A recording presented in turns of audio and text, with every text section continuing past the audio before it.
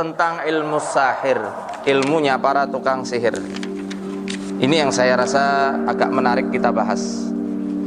Ada 5 pondasi ketika seseorang pengen jadi penyihir kayak Harry Potter.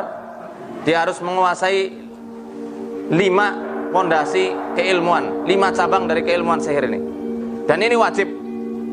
Mau ini penyihir dari Arab, penyihir Jawa, penyihir Amerika, penyihir Jepang, atau manapun itu, wajib menguasai 5 ini.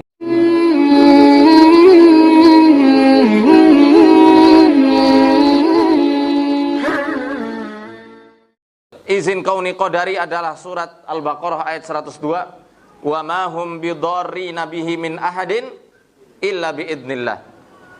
Dan tidaklah para tukang sihir itu mencelakai seseorang dengan sihirnya kecuali atas izin dari siapa? Allah.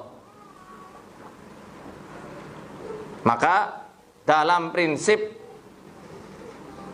orang yang terkena sihir, nggak ada rumusnya orang yang rajin sholat itu bebas dari gangguan sihir. Nggak ada rumusnya para peruqyah itu bebas dari gangguan sihir. Karena Rasulullah SAW juga pernah kena sihir. Siapa yang menyihir beliau? Labid bin A'sam. Kok Rasul kena sihir? Berarti melukai dan menodai kemuliaan beliau sebagai seorang nabi dong. Yang kena efek sihir bukan hanya Rasul. Dalam Al-Quran juga sudah dijelaskan. Nabi Musa alaihissalam terkena efek sihir dari penyihir-penyihirnya Fir'aun. Yukhayyalu ilaihi min sihrihim annaha tas'a. Sampai Nabi Musa alaihissalam disebutkan dalam surat Toha, fa'aujasa fi nafsihi khifatan Musa qulna la takhaf innaka antal a'la. Ketika para tukang sihir Fir'aun itu melemparkan tali-tali dan tongkatnya sehingga seakan-akan bergerak-gerak kayak ular, Nabi Musa ngerasa takut. Ngerasa takut, manusiawi. Beliau takut. Walaupun beliau kalimullah, nabi yang langsung bisa berbicara langsung sama Allah Subhanahu wa taala. Tapi sisi manusianya nggak bisa tertinggal. Takut beliau, kena efek dari sihir itu. Sampai Allah menjelaskan, qulna la takhaf. Musa, janganlah kamu takut. Innaka antal a'la. Kamu tuh lebih tinggi dari penyihir-penyihir itu, lebih hebat dari penyihir-penyihir itu. Paham ya di sini? Maka bagi mungkin ada ibu-ibu atau bapak-bapak yang datang ke sini karena memang menjadi korban sihir, jangan pernah putus asa. Jenengan kena sihir bukan karena antum adalah orang yang banyak bermaksiat. Antum kena sihir bukan karena bobrok hatinya.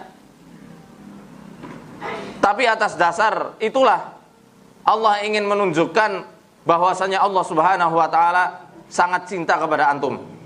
Makanya apa? Diberi ujian berupa sihir.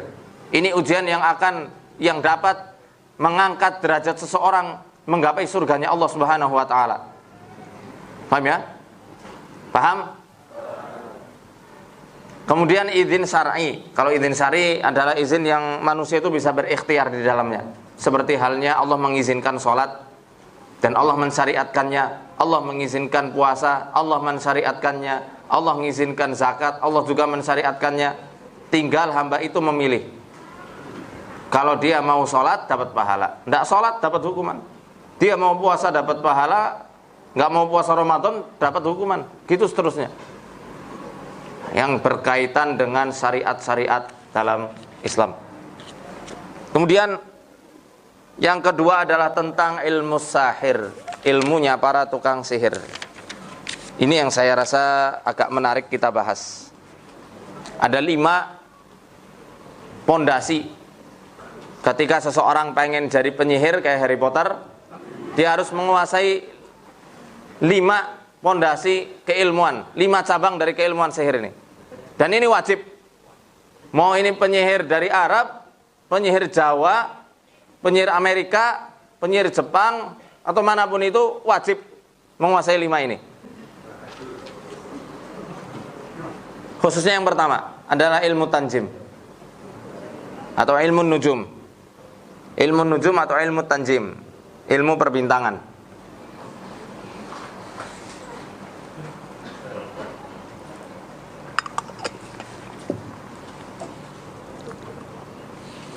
Mungkin ada yang bertanya-tanya, ilmu perbintangan kok tidak boleh?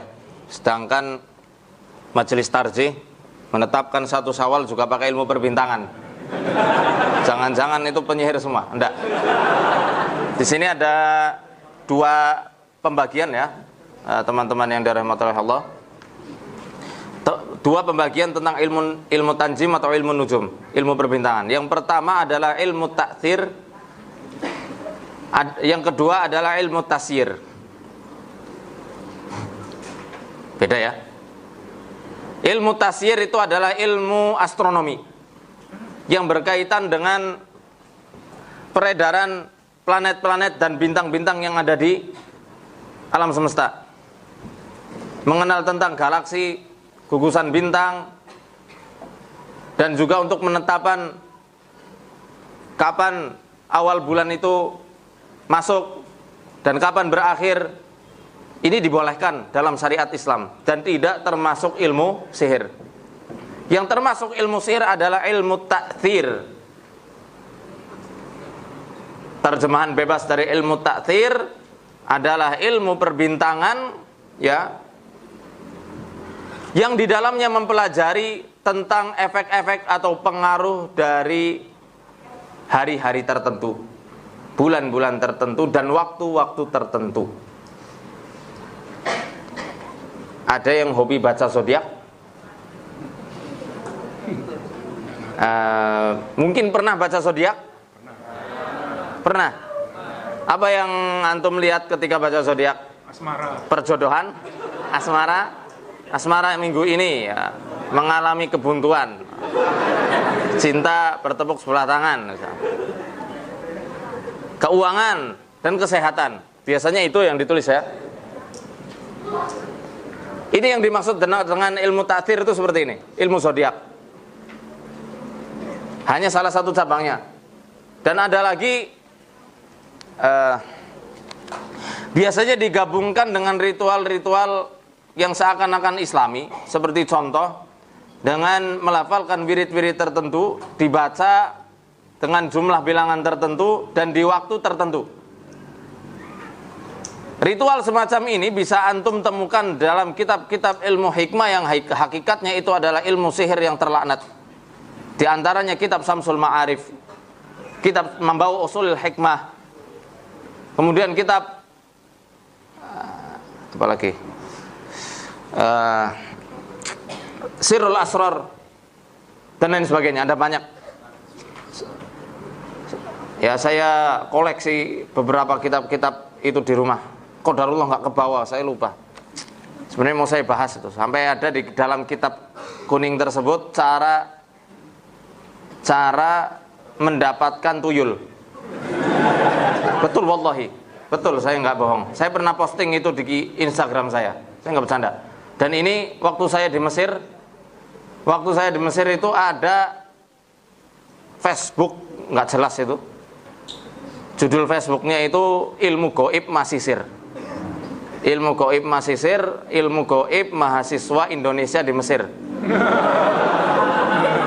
Iya. Wallahu alam sekarang masih ada atau enggak akunnya itu.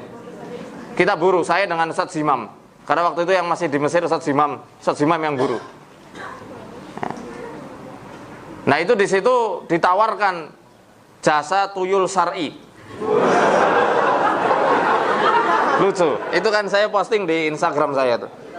Jasa tuyul syar'i. Gimana kerjanya? Kerjanya adalah dengan mencuri uang para koruptor. Nah, kata Pak Bisa berarti apa ya? Ternyata koruptornya punya gendruwo. Takut tuyulnya. Ya itu asli. Sampai posternya itu tersebar, jadi viral waktu itu. Wallahu a'lam, itu semoga sudah punah itu. Nah, itu sekembali ke laptop ya, tentang ilmu nujum. Hati-hati ya ketika antum disuruh ngamalkan sesuatu atau beli buku tentang wiridan-wiridan yang nggak jelas dari mana asal usulnya, tidak jelas dalilnya, jangan diamalkanlah. Saya khawatir itu diambil dari kitab-kitab itu. Ya, saya khawatir diambil dari kitab-kitab itu.